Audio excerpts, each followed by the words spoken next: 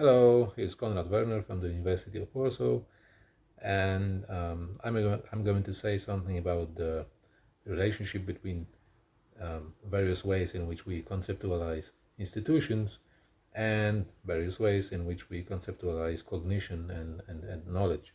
And so basically, it can be referred to as a cognitive approach to institutions. And my initial plan was to prepare a more fancy presentation with me talking and books piling up behind my back. You know what I mean? But reality is what it is, and I still hope that you will enjoy this presentation. And I am very much looking forward to discussing some of the issues that you find interesting when we meet in person at the workshop. And so hopefully you will enjoy it, at least parts of it, and see you later. So it has become a kind of cliche that institutions have to be taken into account when we are about to investigate why a given state, region, or a given nation is doing good economically or is doing badly and crumbles to provide basic goods. And part of an explanation could be the quality of institutions. If one state can have strong protection of private property, while in the other you have a system in which everything depends on the will and mood of a powerful person, then it can be part of an explanation as to why these two states are so differ when it comes to their economic performance. So institutions are important. We can see this face here yelling at us that institutions are important. That said, it is not that easy to say more generally what institutions do, so why they are so important. And beginning with the very first theoreticians whom we regard as economists, such as Adam Smith or David Ricardo, there was a growing awareness that exchanging goods, resources, thus signing contracts, making transactions, was accompanied by certain additional quality. They call it friction. In short, it meant that doing business, but more generally engaging in any social encounter, was risky. Imagine that you are about to make a deal with somebody and you don't know that person. This means that the person you are supposed to collaborate with is completely unpredictable to you. You can never know what that person will or will not do. Therefore, you may decide to put some effort into learning more about your potential business partner, about that person's previous endeavors and how they ended up, and so on. But this process of learning is costly. You will pay for it in this way or another. You will need extra time and extra money and so on. Now, economists in the 19th century borrowed the term friction from physics and engineering, but it could not be properly defined within the conceptual framework of economics. It was just a metaphor there. So the pivotal moment was when economists such as John Commons and later on Oliver Williamson conceptualize these frictions in terms of cost. They are specific costs. And this is the moment when the concept of transaction cost comes about. One such cost is the cost of acquiring or collecting information. Now, what do all these things have to do with institutions? Well, long story short, the idea that we can find in the literature is that institutions are there to keep transaction costs at a certain reasonable level. Or perhaps we should say in a more straightforward way that institutions are devoted to lowering transaction costs. This is all true. However, I would argue that there is even more fundamental issue that is worth eliciting and problematizing. Namely, when considering transaction cost, and a particular transaction is already an option one can at least take into account. It is a possibility, maybe risky, but it is, as James Gibson would perhaps say, it is afforded to us as a certain scenario of action. And how is that possible at all, however? What is necessary to make a transaction or any other fully voluntary yet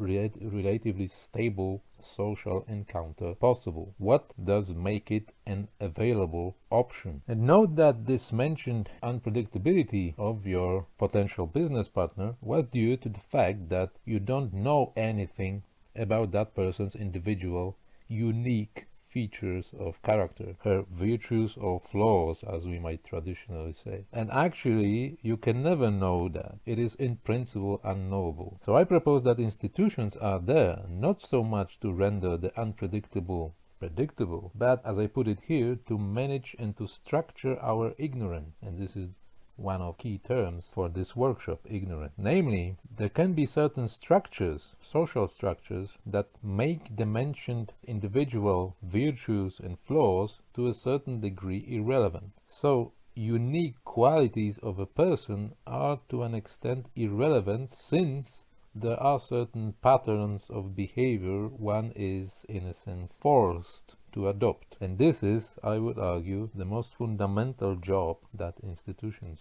do. But why is it so fundamental? Well, just note that if we had to rely on our knowledge of what are these unique qualities of another person's character, basically any social encounter would have been extremely risky. It's so risky that it would effectively make any social encounter impossible or undoable. And one may ask, what does this look like in other animals, in other species? And the only thing I can say at this point, although animal cognition is one of the things that I'm very much interested in, is this. The emergence of more and more complex species means, among other things, that individual organisms belonging to these species become more and more unique, thus more and more unpredictable. It seems easier a task to predict what an individual ant, for example, will do in a given situation than to predict what an individual tiger, let's say, will do in a particular situation. The tiger may be, let's say, in no mood to do something. It makes sense to attribute moods to mammals, which is not necessarily the case when it comes to ants. Now, when it comes to humans, this individual uniqueness is sufficiently high on the scale that some additional social structures seem to be necessary to lower the risk of any encounter. And this is, I would argue, what we call institutions. As I said, they render at least a part of our individual qualities irrelevant by providing certain ready-made patterns of behavior. They structure our ignorance. Why is it so fundamental? Well, the idea is that only when our ignorance is at least in some preliminary way structured, doing something together, thus engaging in certain shared project with other cognizers, become an option, a possible scenario in the first place. And since doing something together is generally beneficial, we can say that institutions move us from unpredictability, not to predictability, but to opportunity. This means that we can notice certain potentially beneficial scenarios of group action. And this means literally enacting chance. Now, it is one thing what institutions do, and yet a different thing, a different question, what institutions are, what kind of beings they are. And there are several proposals on the table, but at least when it comes to institutional economics, the prevailing one comes from Douglas North, and it identifies institutions with rules or norms regulating our behavior. Institutions are rules of the game, not actors playing the game, but rules of the game. This is North's catchy phrase that basically everyone is parroting right now. These rules can be formal or informal. When it comes to formal rules, this basically means various written and enacted laws. So if we have, for example, various laws protecting private property or intellectual property, these are formal institutions. It is said that there is the institution of intellectual property or the institution of private property and so on. And the institution of intellectual property is especially crucial, at least since the 19th century, for the development of capitalism, as we know, and very problematic one as well. We have just seen an example of that with respect to vaccines. Now, there are several problems with this view. I will mention three. First, the view is extremely dichotomous. This means that there is a sharp line dividing rules which govern behavior on the one hand and behavior itself on the other. There is no place in this framework for behavior giving rise to rules. So rules here do not emerge from behavior in any way. They can only be implemented in a top-down manner. And this dichotomist picture makes any attempt to say more about how institutions actually came about somewhat troubling. We can say nothing about the natural evolution that gave rise to institutions. These abstract rules are just there, which is quite troubling, I would say. However, even from a purely a priori philosophical perspective, this dichotomist picture is problematic. Just look at language, where we can also try to draw a sharp line between rules and speech acts. But we are taught by Wittgenstein or Kripke that it is not so easy to find a factual ground for such a sharp line between linguistic rules and actual acts of using a particular language. And by analogy, a similar analysis could be conducted with regard to institutions, thought of as abstract rules. So this line, this sharp line between rules and behavior that these rules are imposed on is troubling. And the second problem stems from this dichotomist picture too. For if these rules are abstract, one may argue, and actually some people believe that this is the case, that certain rules, meaning institutions, are universally valid,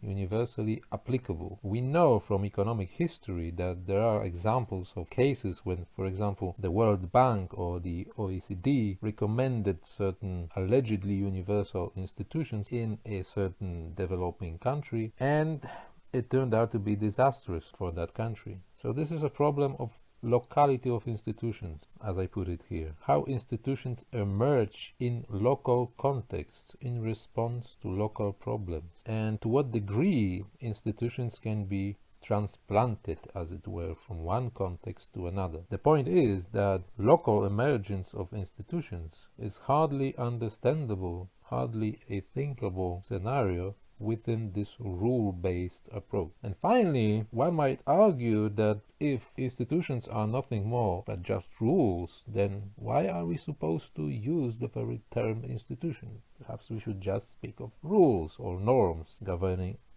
our behavior, and that's it. We don't need any additional concept here. So the concept of institution is redundant, which is not a particularly encouraging conclusion from the perspective of institutional economics, because it seems that there is a real job when we look at various social economic problems in the world these days. There is a real job for the concept of institution. And now there is an alternative conception on the market as well. It comes from or is inspired by game theory.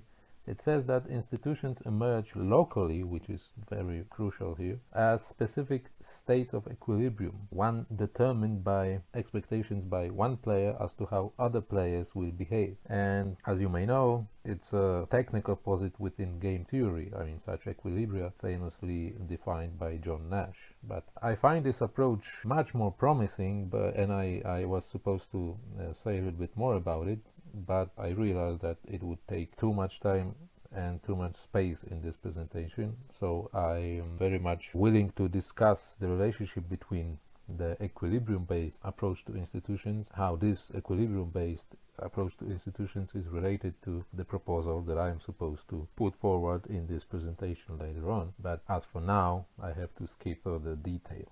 So let us assume, somewhat optimistically, that we know something about what institutions do and what institutions are. The third question is how they do what they do. What mechanism or dynamic is responsible for their ability to deliver what they are supposed to deliver, meaning to structure our ignorance. And to begin answering this question, just note perhaps a trivial thing. If we speak of ignorance and unpredictability or predictability or even rules governing behavior, it all has to do with cognition. Therefore, it is impossible, I believe, to account for institutions without a certain grasp of how institutions contribute to our cognitive functioning, and the other way around, how our cognitive functioning gives rise to institutions. This is the point at which it becomes crystal clear that we can obtain fundamentally different accounts of institutions depending on what conception of cognition we adopt. especially whether we tend to locate ourselves more on the representationalist side of the most contemporary strife or more on the embodied enactivist side. I place myself on the embodied enactivist side, and I will give some reasons for that later on. However, let me stress this. In principle, this presentation is about the third question, namely how institutions do what they do, and it is to a certain degree independent of what is our position with respect to the two paradigms regarding cognition, whether or not we are representationalists or enactivists.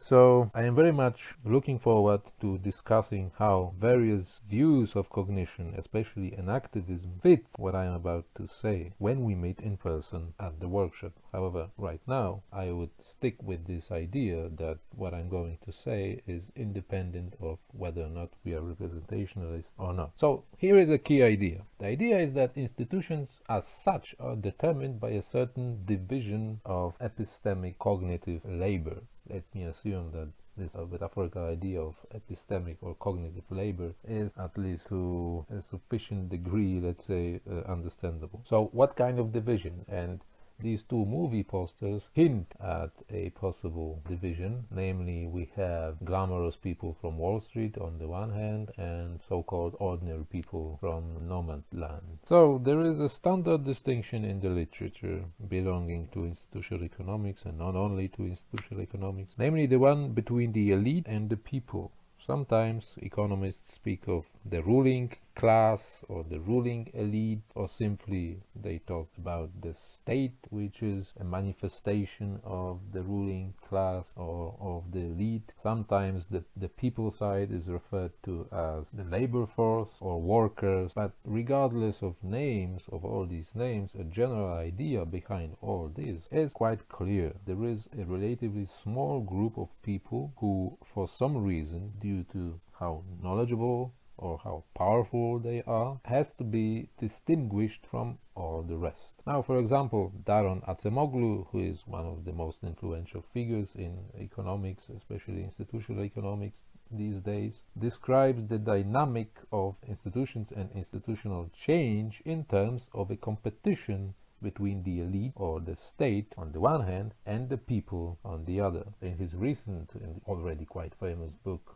co-authored with James Robinson, The Narrow Corridor, they define, as the title indicates, this specific narrow corridor between the power of the state and the power of the people, where the power of the state increases and alongside the increase of the power of the people, and this creates this corridor of freedom, basically, of freedom of thought and freedom of doing business, which is responsible for the prosperity of certain societies. This is the basic idea. So the point is that they conceptualize institutional change in terms of, and institutions themselves, we might argue, although I am not sure to what extent this is their idea, institutions themselves in terms of this strife between the elite and the people. Also, Acemoglu in 2006 wrote a very illuminating paper on inefficient institutions, on certain measures of inefficiency of institutions, and there he also applied this conceptual distinction between the interest group determined by the elite and the interest group determined by the people. So I follow this approach more or less, but I approach the distinction somewhat differently.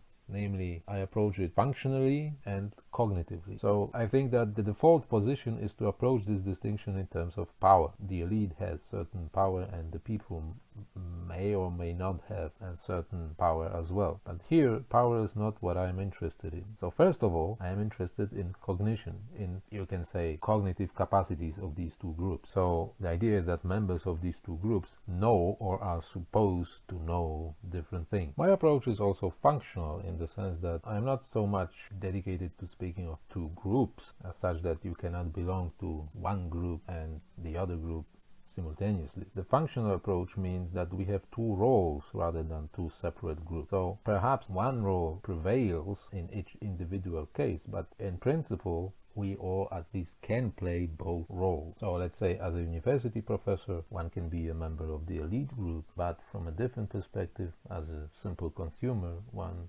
belongs to the people's group. Okay, let me begin from a somewhat silly intellectual exercise. If we take institutions as dynamic systems, which is a pregnant decision, by the way, which I'm just smuggling here, and I shall come back to it later on. So if we take institutions as dynamic systems, we can imagine them as vehicles which are supposed to deal with certain environmental conditions. So for example, we can have a system composed of two clearly delineated parts, the bike and the cyclist. Now, if you are asked to ponder a bit whether the role of the cyclist is comparable to the role of the elite or to the role of the people, what would your answer be? The same for the bike. In short, is the elite like the bike or is the elite like the cyclist? Now here are my answers. Surprisingly or not, the elite is the bike here, and the people are the cyclists in this illustrative model. And certainly these answers are surprising if your initial approach to this comparison was in terms of power.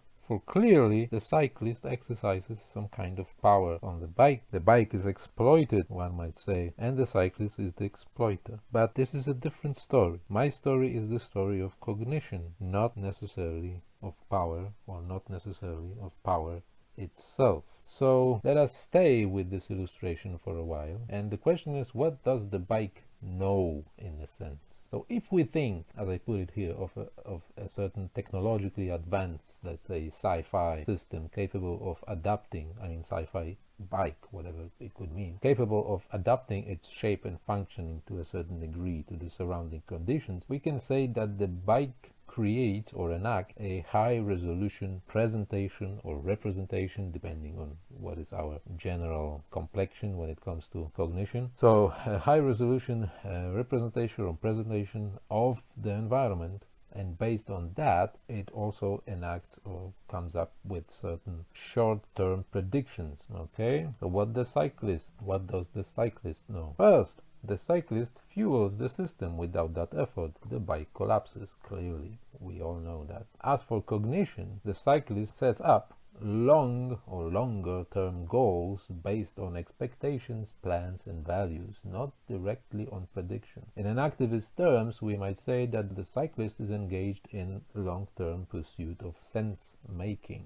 So the most important thing is this: we may have a tendency to think of the elite as those who know better, know more, and therefore as those who are supposed to determine goals and values, to set directions, to think strategically of a distant future, and so on. I think it's a myth coming from the Enlightenment, perhaps from Plato, but certainly from the Enlightenment. It is a myth indeed, for a very simple and intuitive reason already mentioned, already pointed out at the very beginning. The world, especially world including unique individuals, is too complex and thus too unpredictable to justify long-term knowledge-based strategies. There is no chance for such a strategy, and the pandemic that we are experiencing right now is a nice illustration of that fact about our epistemic position. So we can make short-term predictions based on sophisticated models of what is now going on under our feet, as it were, and when it comes to social and economic matters, this is the job of the elite, to develop short-term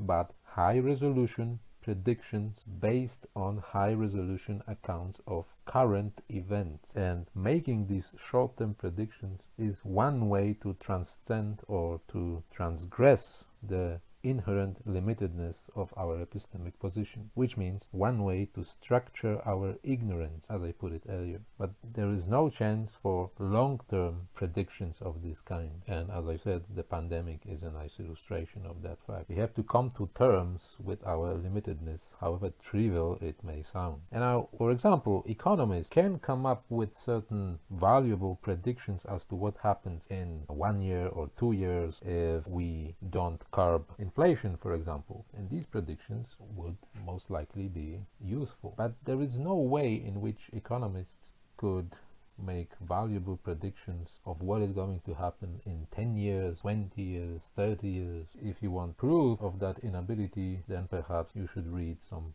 economic papers from the beginning of the 21st century. So for the majority of economists, the Great Depression of 2007-2008 was a surprise. Okay, without going into further details of that, we have this one way by making short-term, high-resolution predictions. We have this one way of transgressing our epistemic position and structuring our ignorance. Another way is based on a completely different set of factors. It is based on hope, on trust, on will, which together give rise to expectations and long-term plans made by the people. The trust is not the business of the elite. It is the quality attributable to the people, something perhaps even more fundamental than discursive knowledge. So plans and expectations are relatively long term, but the price is that they are of a relatively low resolution. So it is not the job of the bike, meaning to the elite, to decide where to go. It is the job of the cyclist, who translate plans, hopes and expectations into actual effort,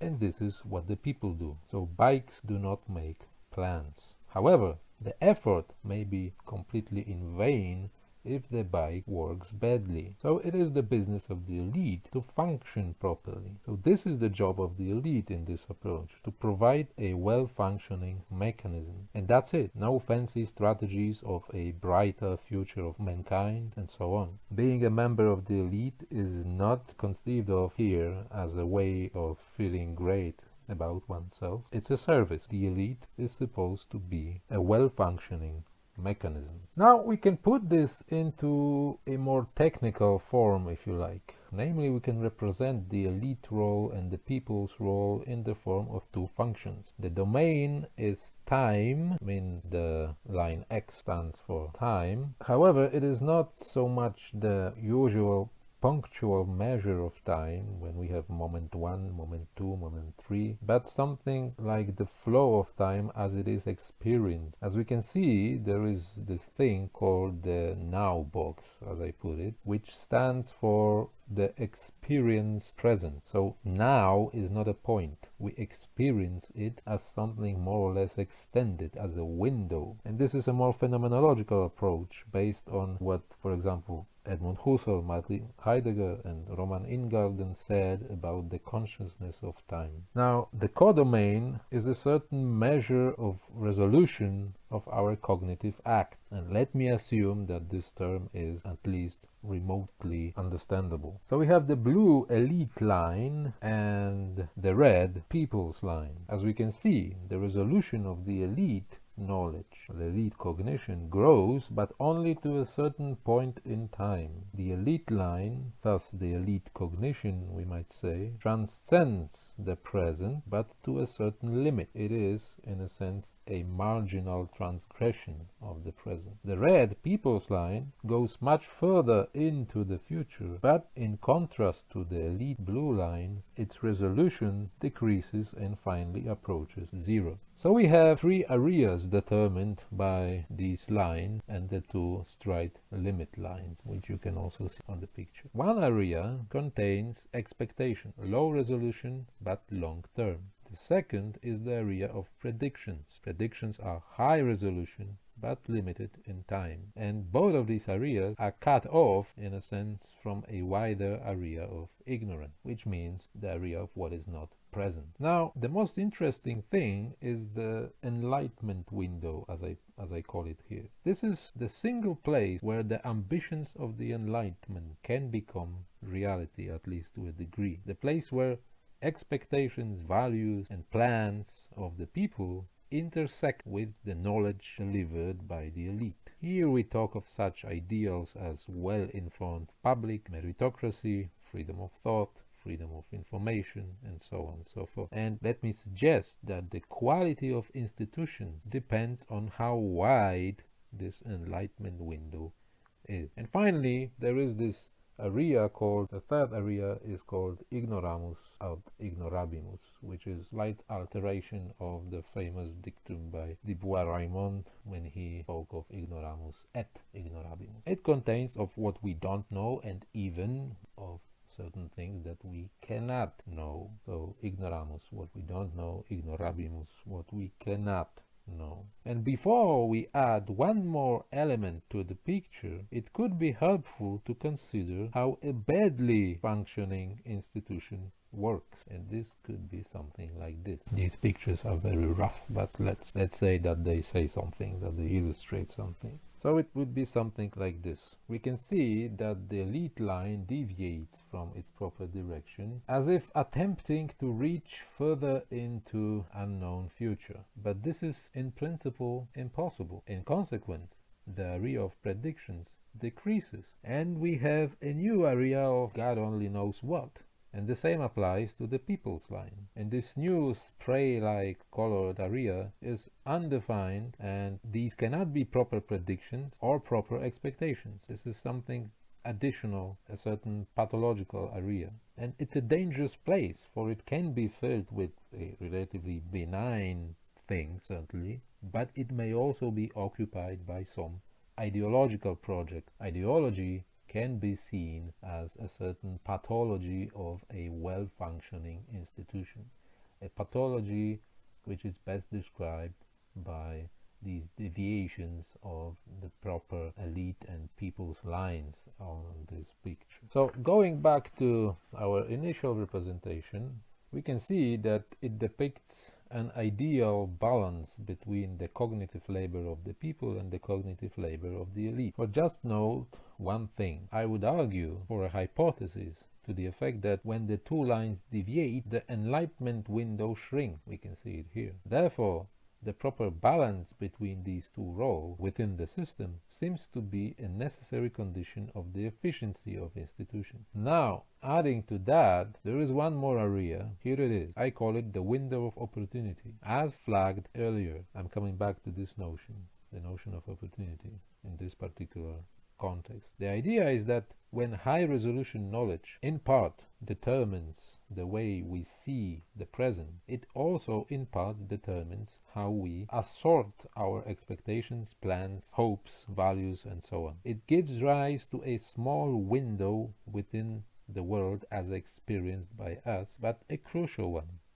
In this window, we can have a clear as possible, given our limitations as human, a clear, fine-grained view of what are our options, what is afforded to us, what are possible scenarios of action we can benefit from. And this is the area of chance as opportunity, enacted by the properly functioning division of cognitive labor, which is, I argue, the constitutive element of or aspect of institutions as such. And now, finally, going back to the bike model, if I can use the term model here, so to our illustration for a while, let us go back to it for a while. We can now distinguish three, or actually four areas. Area 1 consists of high resolution processing of what is now going on under our feet or wheel in this particular case. This is what the elite does. Area 2 consists of short-term but high-resolution predictions, as you can see.